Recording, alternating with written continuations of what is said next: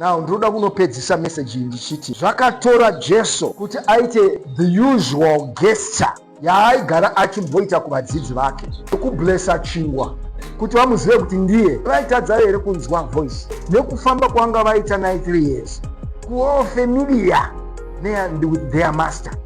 Jesu akatoenda nawo patable zvechingwa. Mwari ndobva vatanga vataura neni kuti the only language inodzidziswa nechechi today yekunzinzi Mwari ari kushanda taurai zvechingwa neminana. As much as it is important, kana Mwari asiri kuitira minana, kana uri urombo iwo kuti unonamata, kana patebhu pako pasina chingwa, zvine chokublesa ndo zvinoita kuti vanhu vazivure maziso kuti ndiye Mwari.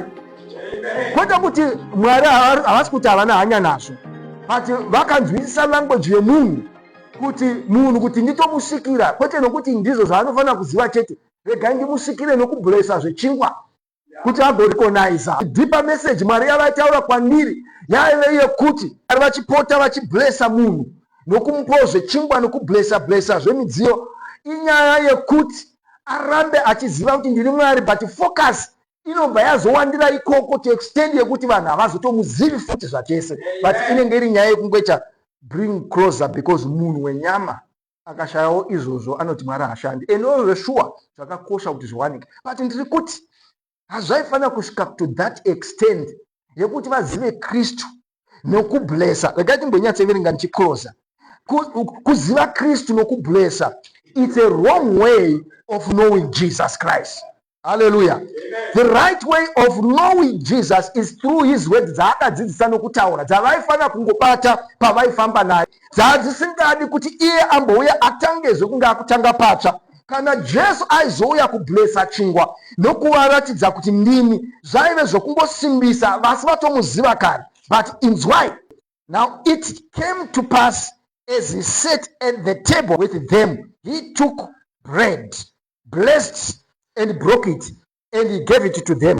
Verse 31, then their eyes were opened and they knew him, and he vanished from their sight. Chingwa chableswa, chabrekwa, chapiwa kwavari, ndo pavakamuziva. Izvi zvakandishamisa kuti vakaziva Jesu nekuti iye angablesa chingwa nokuvapa, pachinambo chekuti vamurecognize nekuda kwesoko rakanga ataura, nokuda kwemessage yakanga apreacha kwavari, but ivo vakamuziva nekuda kwe how he was blessing the bread. Hallelujah.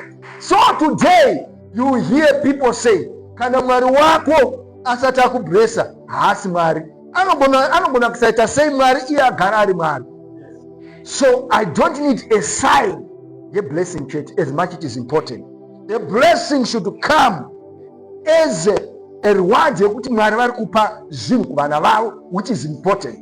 The reason why a lot are not really seeking Christ and walking closer to him, they are still seeking a sign yekubleswa patable than that word, than that promise, than that message yekuti iye akati achafa nokumuka nezuva retatu, anobeliever in his death and resurrection achapona.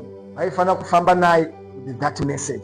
It is very dangerous to walk with Jesus tisingamuzivi, because number one, vadzidzi ivava vakatofamba naye asi vakasamuziva ari pedyo. Havasi vanhu vaya vakanga vari kure paupenyu hwake asati afa. They were very close. Similar nesuwo, we can be professing Christians but tigova very far in knowing him. Number two, zviri possible kutotaura nezvake nenhoroondo yake nokutoparidza nezvake, but still pasina kunzwisisa nezvechiitiko cheEaster or Passover yatadongorera iyoyi, kutopaumba, kutonetseka, tigotobatikana, but zvisina iye kunzwisisa mukati. Zviri possible for the church or for a Christian kuva spiritually blind to extent yekuti Jesu anova a stranger. Vadzidzi ivava pavakanga vachifamba panamo chokumuziva nokuti vakambogara naye, vakamuona se a stranger.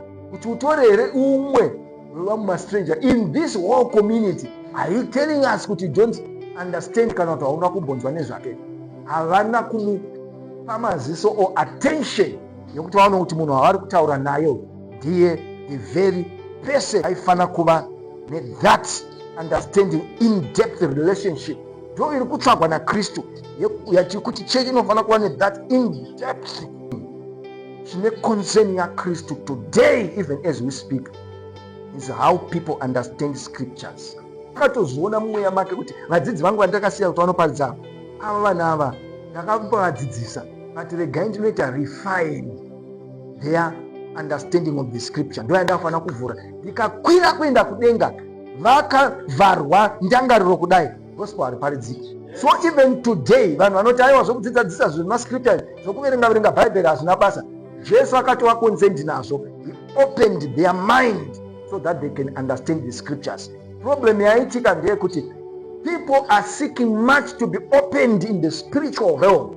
Balance iyoyo ikasavapo, people vanokwira makomo instead yekuti vambotora time yekustada. A person can spend 6 hours achinotsvaga zvokuvhurwa meso.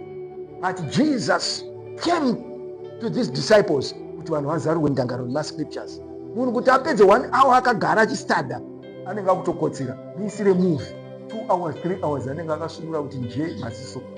Ndo ndangariro dzakabiwa nekuti church inofanira kusvika pakuti kuziva Mwari even kuva powerful in spirit. It's not only spiritual eyes opened muzvinhu zvomweya chete but also ndangariro dzemeso avo kunzwisisa mascriptures kutomadhiga chaiko kutostada kutori very powerful, which is something the church should do.